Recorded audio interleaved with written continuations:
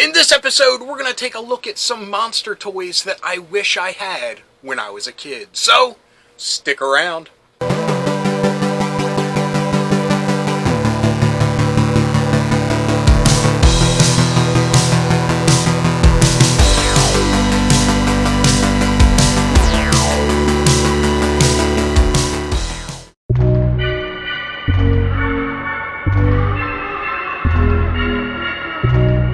Hello, fellow dorks and dorkettes, and welcome to Sentimental. My name is Rob, and this is the show where I talk about certain aspects of my childhood. Like in this episode, we'll be talking about monster toys that I wish I had when I was a kid. These, for whatever reason, I was never able to get. And sometimes you didn't have the money, other times your parents said you were way too old. Which I don't think there's an age on toys, but that's just me. Anyway, I'm going to be doing this episode a little bit differently because I've practically run out of time this weekend to film a full episode. You know, how life is and all that. So, I'm going to be narrating this episode while I edit it. So, it'll save me a little bit of time and I'll be able to get an episode out for you all to see. So, I hope you enjoy it. So, without further ado, let's get to number one.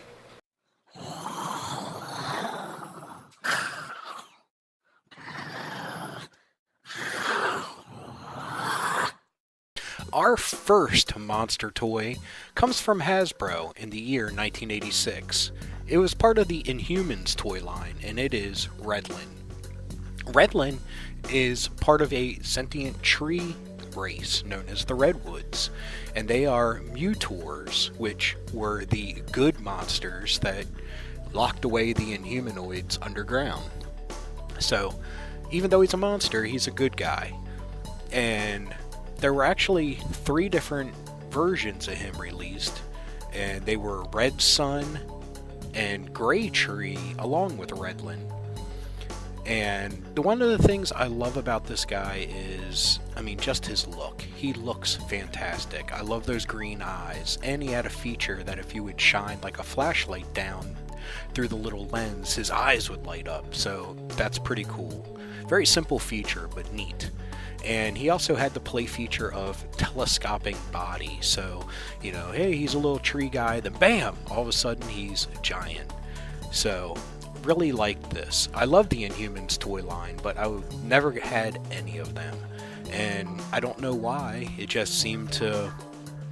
I watched the cartoon, I saw the toys on the shelves, but for some reason it just never manifested into my collection. So I would love to get some nowadays, but they are quite pricey. So before we head to our second entry, let's take a look at the original commercial from 1986. The deadly Inhumanoid tendril lashes out, and the forest comes alive as the Redwoods help their scientist friends. Nasty Redwoods! Inhumanoids! Inhumanoids! The evil that lies within! I can't hold them much longer! Where's Redlen? Here's Redlen! Nasty Redwood! Let him go, Tendril! I'll get you next time! Way to go, Redlen! Redline and other figures sold separately from Hasbro. Inhumanoids!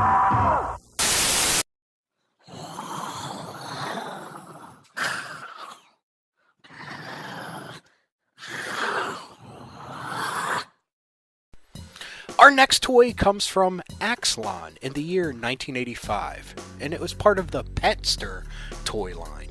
This is Spider. Now, not your typical monster per se, but it's a giant spider. Look at the size of this toy next to a person. It's huge. Now, this was a robotic toy. You could put it into 2 different modes. One was play mode, where it would just shoot around your house, chirp, and its eyes would light up. It also had a voice command mode that it would follow simple directions and follow your voice around. Now, this thing was so cute. Look at that face. How can you squish this spider? He's adorable. But I remember seeing commercials for Petster, but this one I remember seeing in the toy store. Now, the Petster commercial that I will be showing in a few moments doesn't have the spider in it, but it gives you a good rundown on what this toy line was capable of doing. So, let's take a look at that commercial now. This is a Petster, and this is the kid who got it to come when he called. Here, kitty.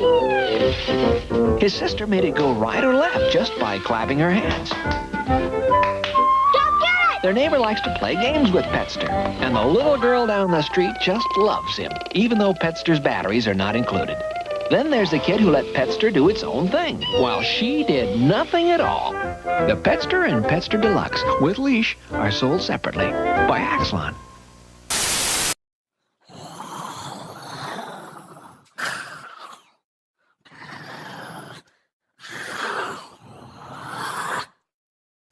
Our next toy is an alien monster from a galaxy far, far away. This is from Kenner's Star Wars line, and it is the Tauntaun with open belly rescue feature. Yeah. Can we just bask in the novelty of that for a moment? Because when I was a kid, the Tauntaun being gutted was the first time I'd ever seen guts. And here is a kid's toy line that is doubling down on the, hey kids, rip this dude's guts out and shove Luke Skywalker into it. I mean, nowadays, that wouldn't fly. And that is awesome. You gotta love the 80s for that. They just did not care, and we were all better people for it. But anyway, yeah. I had the original Tauntaun, and I love it. I still have him. And he's missing his harness and reins and all that stuff. But I still have him, and I still love him. I love Tauntauns. I think they're awesome. But I always wanted this one. And since it came out after the original one, my parents did not get it for me because I already had one Tauntaun. Why would they spend money for a second one? Even though Luke and Han both rode him around. I mean, duh. But anyway, I would love to get my hands on one of these, and I know that they have had different reissues and, you know, newer versions of it made, but something about the original is always awesome. So, yeah, I'd love to see how much this guy goes for nowadays. But for now, let's take a look at this quick TV spot for the original toy released by Kenner. Easy, Tauntaun. What is it?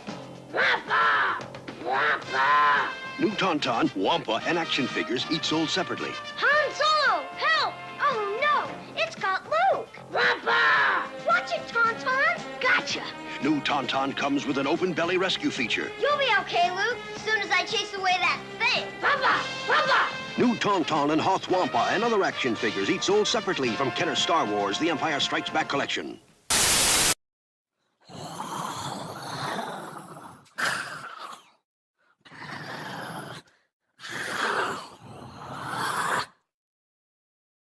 Our next toy was released by Amtoy in 1986, and it's part of the Madballs toy line.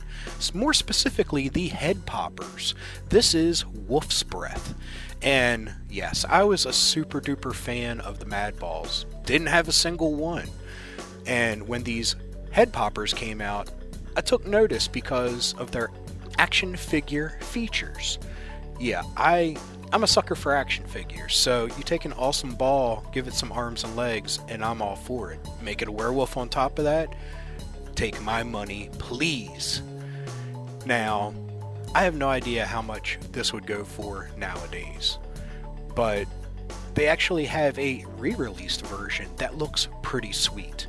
So, whichever one's cheaper, I'm happy with. Now, I have no idea why I never got these as a kid. I mean, even the balls themselves. I got like some of the knockoffs. I got the ones you could get out of the gumball machines, but never had a truly authentic Madball. But maybe one day I'll get this guy in my collection and I can finally say I have one.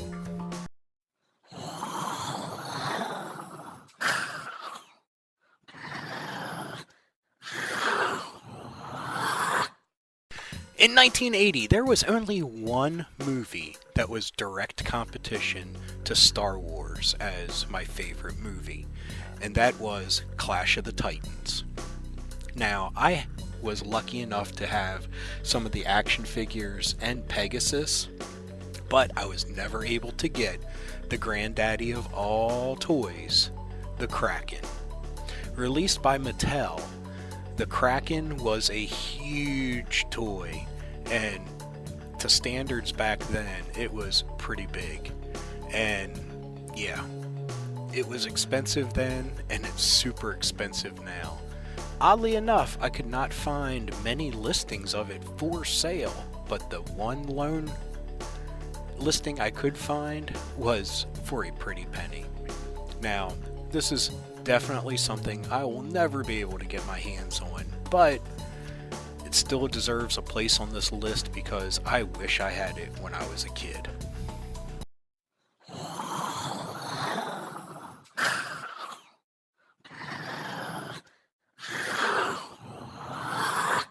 Okay, folks, I hope you enjoyed that look back at toys that I wish I had when I was a kid. These were all different monster toys to celebrate March of the Monsters here at the channel. And like I said, I did this episode a little bit different with narration or voiceover, just because I didn't have the time to shoot a full episode, and it's just a tad bit easier to actually narrate while I'm editing. So, shaved off a couple extra minutes for me, and I'm able to get this out to you. So I hope you enjoyed it. If you did, please give me a thumbs up. If you got something to say, please leave a comment. I love reading them, and I love getting back to everyone. And if you're new around here and you enjoyed this, or any of the other episodes that YouTube is recommending down here, please hit subscribe. And if you hit that little bell icon, you'll be notified whenever there's a new episode. So anyway, until next time, thanks for watching. Keep being rad, stay dorky.